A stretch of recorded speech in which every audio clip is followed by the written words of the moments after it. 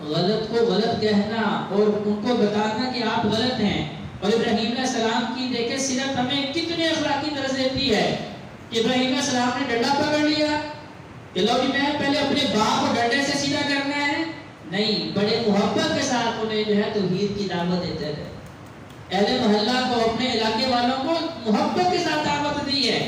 بھائیو لا اکراہ فی الدین، قرآن بھی ہمیں بتاتا ہے کہ دین میں جبر نہیں ہے.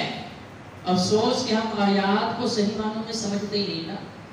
اس کا مطلب کیا ہے کہ آپ کسی کو ڈرا دھمکا کے کلمہ نہیں پڑھا سکتے. ایک غیر مسلم ہے، عیسائی ہے، ہندو ہے، سکھ ہے، یہودی ہے، پارسی ہے، آپ اس کو ڈرا دھمکا کے اگر کلمہ پڑھا بھی لیں، اللہ کی ہاں وہ قبول ہی نہیں ہے. کیونکہ اللہ کو کون سا قبول ہے؟ جو آپ نے اپنے دل کی زبان سے پڑھنا ہے، جو آپ نے اللہ سے محبت کرتے ہوئے پڑھنا ہے، جو آپ نے اللہ سے ڈر کے پڑھنا ہے، اللہ کو وہ قبول ہے. لا اکراہ فی الدین کا مطلب یہ ہے. ہم اس کا معنی غلط کر لیتے ہیں کہ بھئی بچہ نماز نہیں پڑھتا، 12 13 15 سال اس کی عمر ہو گئی ہے، اگر والد اس کو تھپڑ لگاتا ہے تو آگے سے کیا کہتے ہیں؟ اور بھئی اللہ نے قرآن میں فرمایا لا اکراہ فی الدین، دین میں تو جبر نہیں، آپ کیوں مارتے ہیں؟ اور بھائیو اس کا معنی تو سمجھے نا. نبی کریم صلی اللہ علیہ وآلہ وسلم نے کیا فرمایا؟ لا اکراہ فی الدین کا مطلب یہ ہے کہ آپ کسی کو ڈرا دھمکا کے اسلام قبول کرنے کے اوپر آمادہ نہ کریں. لیکن اگر اسلام قبول کرنے کے بعد ایک بندہ غلطیاں کرتا ہے اور کچھ معاشرتی برائیاں ایسی ہیں جنہیں دیکھ کے لوگوں کے بھی حوصلے بڑھتے ہیں اور وہ بھی پھر برائی کی طرف جاتے ہیں، تو نبی کریم صلی اللہ علیہ وآلہ وسلم نے ان کی سزائیں دنیا کے اندر بھی رکھی ہیں. اور پھر خصوص نماز کے بارے میں کیا کہا؟ کہا کہ جب تمہارا بچہ 7 سال کا ہو اس کو نماز سکھاؤ، نماز کی تربیت کرو. جب 10 سال کا ہو پھر بھی نہیں پڑھتا تو پھر اس کو مارو. یہ تربیت کون کر رہا ہے؟ نبی کریم صلی اللہ علیہ وآلہ وسلم. ان اللہ نے کیا کہا؟ رحمت للعالمین، دونوں جہانوں کے لیے مجسمہ رحمت، جو انسانوں کے لیے بھی، جانوروں کے لیے بھی، پرندوں درندوں کے لیے بھی رحمت تھے. تو نبی علیہ السلام بتا رہے ہیں کہ لوگوں اپنے ساتھ محسن ہو جاؤ، اپنے اوپر احسان کر لو، اپنے ساتھ اخلاص میں اپنی اعمال کر لو. وہ کیا ہے کہ سب سے پہلے اپنے آپ کو جہنم سے بچاؤ، اس کے بعد اپنے اہل و عیال کو جہنم سے بچاؤ. ابراہیم علیہ السلام توحید کا پرچار کیا، توحید کا اعلان کیا، تو کئی ہفتے اشرے مہینے گزر گئے ہیں لیکن زبان سے سختی نہیں آ رہی. 2 چیزیں ہیں، ایک ہے تبلیغ اور اس کے بعد یہ ہے کہ آپ اس بات کے اوپر جس قدر جوش اختیار کر لیں کہ آپ ڈنڈا پکڑنے کی بھی آپ عمل کیوں نہیں کرتے. بھائیو اللہ ہمیں قرآن پڑھنے کی توفیق دے دے.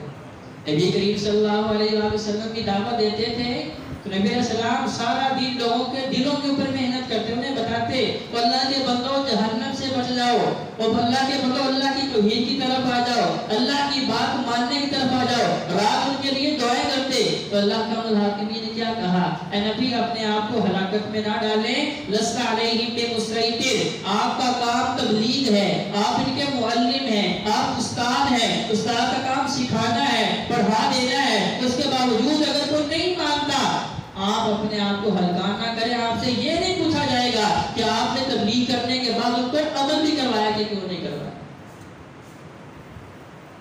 جب مجھے پتا چل گیا کہ بھئی اللہ کے نبی نے فرما دیا ایک نماز جاگ بوجھ کے چھوڑی تو یہ کفریہ کام ہے، یہ شرکیہ کام ہے، تو اس کے بعد میری توحید کہاں رہتی ہے؟ لا الہ الا اللہ تو پڑھ لیا لیکن اس کے اگر تقاضے پورے نہیں کیے تو اللہ کہتا ہے اس پڑھنے کا مطلب ہی کچھ نہیں ہے. اللہ نے کیا فرمایا کہ جس کے دل کے اندر رائی کے دانے کے برابر بھی ایمان ہے اور اس کے اندر شرک نہیں ہے، ذرے کے برابر شرک نہیں، اعمال تھوڑے بھی ہوں گے تو اللہ فرماتا ہے کبھی نہ کبھی جہنم سے نکال کے جنت میں داخل کر دوں گا. لیکن دوسری جانب اعمال کتنے زمین سے لے کے آسمان تک دفتر بھرے پڑے ہیں، کاپیاں لسٹیں بھرے پڑے ہیں، فرشتے لکھ لکھ کے دن بھر رات یہ نیکیاں کرتا رہا، لیکن ان نیکیوں کے اندر شرک بھی تھا.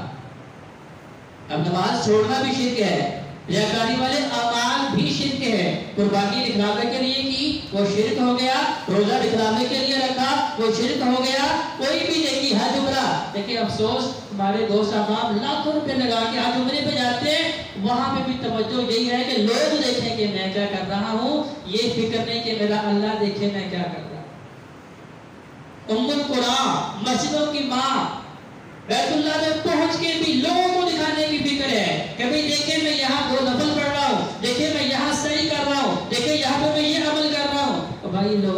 بنانے کے لیے کیا تو اللہ کہتا ہے ذرے کے برابر شرک ہوا، زمین سے لے کے آسمان تک کی نیکی اللہ کہتا ہے میں تمہارے منہ پہ دے ماروں گا۔